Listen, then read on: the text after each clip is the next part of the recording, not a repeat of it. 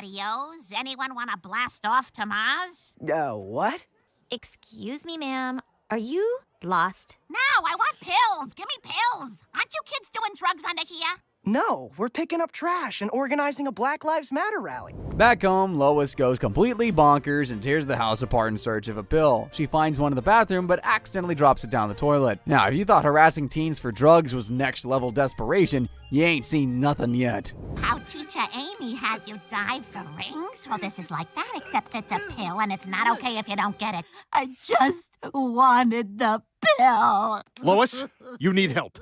Poor Stewie. His own mom almost drowned him in the same place people crap. That's gotta be one of the most disturbing non-Herbert, non-Quagmire scenes in all the Family Guy. Actually, maybe not. Remember when Peter accidentally did oral on his mother-in-law?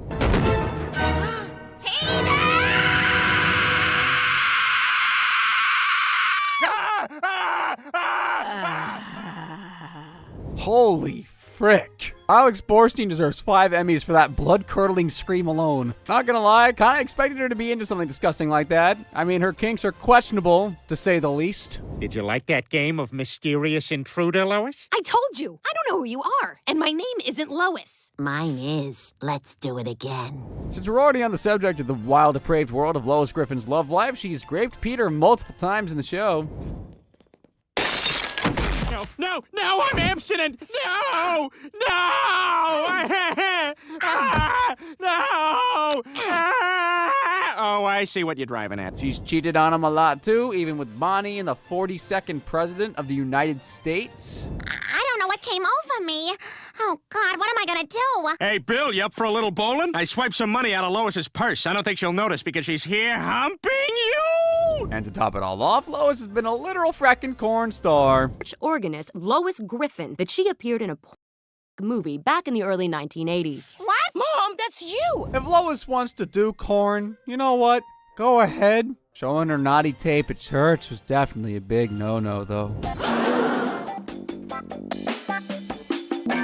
I know I'm a man of God, but that is hot. Moving on. Joe's bingo card goes a little something like this. Culture reference. Drunken Clam appears, fights the Grinch, gets eaten by Peter. Well, you can't exactly count on Joe Swanson to take down Quahog's villains. Not when he's one himself. Oh, thanks, Joe. Let's plant a knife on him just to be safe. Yeah, good thinking. Yeah, I know how these things go down. Joe's actually so terrible at being a cop, a gerbil literally outranks him in the force. And you know, I do feel kind of bad for the guy. Sure, he's done his fair share of terrible things, like stealing Cleveland's legs, beating the crap out of his friends, and graping Quagmire for a Halloween prank. Wow, that was terrific, Jessica. It was good for me, too. Happy Halloween! Actually, you know what? Screw this guy. I don't feel bad for him at all. And he 100% deserves his wheelchair and all of Bonnie's savage insults. I'll take smelling good over walking good any day. You don't smell good, Joe. I'm sorry, I thought I was alone. Joe's condition and Bonnie being pregnant for 6 years, it's no surprise that the Swansons' marriage is even more dysfunctional than Peter and Lois's. I mean, when you get down to the nitty-gritty point of literally wishing death upon your spouse, I think it's about time for a divorce. Or at least couples therapy, like... I wish it was Joe in that box. I do too, bud. Oh, did I say that out loud? In a wife-changing experience, however, Joe and Bonnie finally managed to rekindle their relationship. In this episode, the Griffins are having an anniversary pool party at the Pewterschmidt's mansion, and Joe accidentally wheels in on Lois naked. Ah, Joe, I'm in here! Sorry, I didn't realize. I'm sorry, I'm leaving!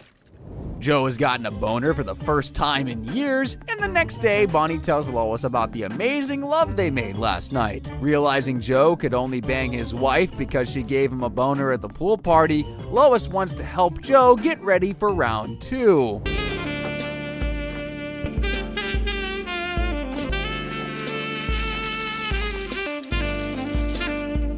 Hey, Bond, you busy? Let's do this! When Quagmire catches Lois putting on another show for Joe, he tells Peter, and how does he react? As peacefully as he always does, which isn't peaceful at all. Oh, hey, Peter.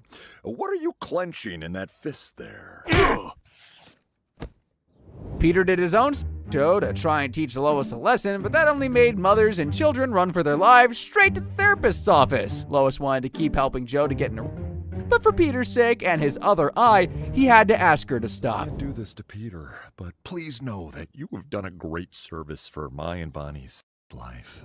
Being paralyzed from the waist down must be really, really hard. Or I guess I should say not hard at all. Joe's dead from the waist down. Why do you bring me here? Oh! Joe can't make love, but that don't mean that he can't do the other stuff in the bedroom, right? Well, last night, Bonnie and I got really kinky. Believe it or not, Joe has even wilder times solo. Don't call yourself a fan of the show if you didn't know Joe's a massive fan of Fiona Apple. I've been a bad, bad girl. When a girl will break a boy just because she can, I'm broken. Joe, open the garage. I've earned this private time! That without a doubt clears the pure cringe tile, and we've got ourselves a bingo. I'm gonna go take a shower now. Well, Joe's hobbies are almost as embarrassing as Peter's tiny... At least it makes him happy. Now, Chris's bingo card. Let's just go through it real quick. He makes fun of a celebrity, fights the whole school, joins a band. Yeah, Chris being happy, like father, like son, anything this idiot does for a good time is guaranteed to almost kill somebody. You folding chairs? No. That's all right, I'll use this. Folding chair! Ow! Donna spanked Chris within an inch of his life for that, and that wasn't even the first time he's been punished for his misbehavior. If your teachers ask about your bruises, what do you tell them? I got hit by a baseball! Seriously though, Chris got his butt beat for breaking a vase and talking back to Stewie, but he's done way worse things and got off without even a slap on the feckin' wrist. In Teacher's Heavy Pet, for example, Chris wants to be friends with the cool kids, so he literally lies about having with his own mom. Tell us exactly what you and she did. Well, Miss Pewterschmidt was a braless real estate agent who was showing me a large, mostly empty home in Van Nuys, California, and she'd do anything to make the sale. I showed her a thick wad of ones, and we were off to the races on them. That's just... Yeah, you're just making this whole thing up. Cool kids don't believe a word Chris says, so they ask for a naked photo of Lois as proof. Would this creep really stoop so low as to perv on his own mom in the shower? Of course he would.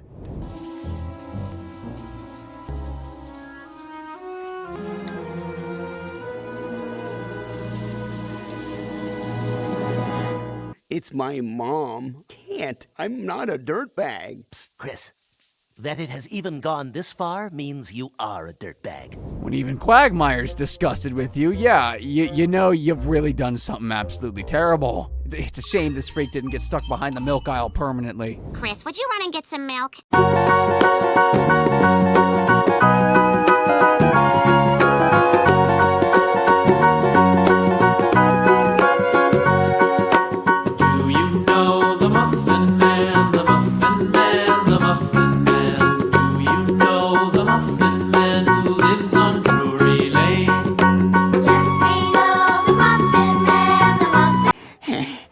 Where have you been? I don't know. I don't know about you guys, but I think that definitely marks off the greatest cutaway gag of all time, don't you? Hey, at least when Chris is stuck inside an 80s music video, he's safe from Herbert the Pervert and the other far less dangerous villain that lives in his closet.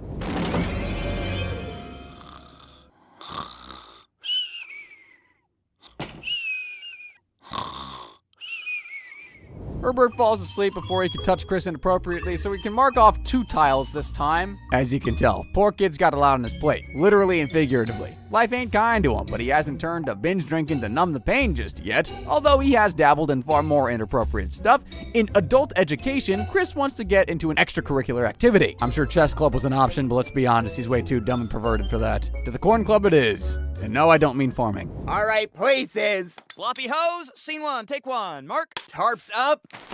And action. Cut. Principal Shepard gives the teen extracurricular credit in exchange for directing the school cornos, and the film gets so many views, Chris gets his first car before Meg. I saw Elon Musk do that once. Was it after his hair transplant? After one of his 2 separate hair transplants, yes. When Lois found out her son had joined a literal adult film club with the principal, she of course reported him to the school board. While corn continued getting made at school, Chris ended up quitting the industry for his mom's sake. But no more making... Deal. We're just 1 tile away from bingo, folks. And I know it's hard to believe, but Chris Griffin has actually had a girlfriend before. And with all these subtly coded jokes in the show. Look, Mom's naked. Where? Ah, you creep.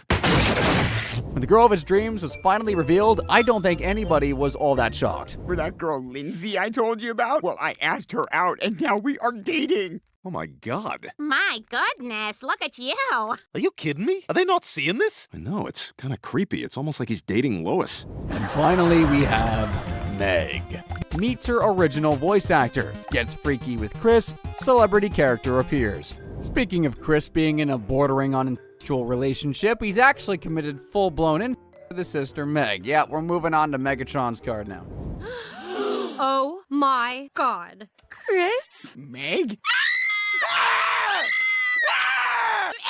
Oh my God! We're a disgrace to our family! Oh, maybe I can get in on this. That just about settles getting freaky with Chris, and since Bill Clinton tried to get in on the action, we can also mark off our celebrity appears tile. Wait, do presidents count as celebrities? Well, they're definitely famous, so I'm counting it. Anyway, you guys, I'm just so excited to mark off the rest of these tiles because some of these are just pure iconic. Beating up Peter, can you even name a bigger highlight from Meg's 18 years on this earth? The biggest, toughest guy in this house. Well, I don't like to toot my own horn, but I believe I hold the distinction of...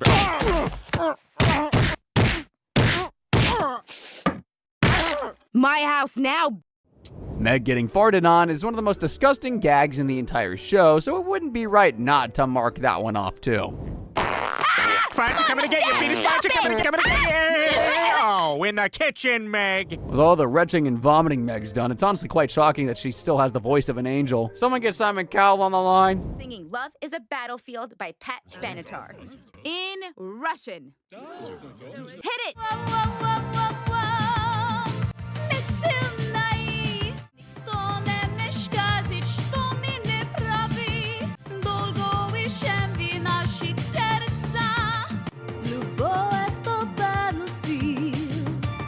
Meg put her heart and soul into that song, and I totally understand why. Like, her love life is really a battlefield, from getting rejected in the most brutal ways. I heard you didn't have a date to the dance, and I was wondering if you'd like to go with me. Oh, hang on. I'd love to go, Meg, but I have to go to my little brother's funeral that night. To literally having a dead guy as a boyfriend. I'm back. I brought another picnic. You're such a good listener. You're not like the other boys. You're so good with animals. Megatron's dating life might be even more appalling than Chris's report card, so I guess it makes sense that the only time she got pregnant, it was just as a surrogate. In Fertilized Meg, Meg agrees to carry Bruce and Jeffrey's child so they can start a family. Fertilization of the hella more attractive egg was a success. Brucey, we did it! Yeah, so now we just have to implant that very hot embryo into Meg's body. Is this gonna hurt? Now that Meg's with a child, the rest of the Griffins have no choice but to be nice to her, and by that, I simply mean they don't punch, fart, or spit on her, shockingly. Like, if she weren't pregnant, imagine how hard Peter would have yeeted her off his couch. The family can't wait for Meg's pregnancy to be over, and Peter even ends up turning to meth to cope. When Meg finally gives birth to baby Liza, she offers to look after her while Bruce and Jeffrey finish getting their home ready. Talk about procrastination. Why haven't Bruce and Jeffrey picked up that baby? I don't know. They're like super busy. Hey, look at the bright side, Lois. With that baby around, you look like the hottest grandma in town. The hottest grandma? The hottest grandma should be Jennifer Aniston, but the Counting Crows guy wasn't ready to commit. While Lois had bought a bunch of Gilf merch and Peter had bonded with the baby over farts, Bruce and Jeffrey eventually came to take baby Liza back. Of course, the family immediately returned to treating Meg like garbage, and just 8 episodes later, Peter just straight up murders her for no reason whatsoever. Advice. Dad, I'm just trying to bring you into the modern era. I see. Quiet up there! Sorry, just demonstrating I'm still relevant by making a very old movie reference. And bingo! Meg was our last character, so it's officially game over now, guys. Womp. But don't worry, you can click the screen to watch even more crazy videos. Go on, give it a click. And as always, thank you for watching.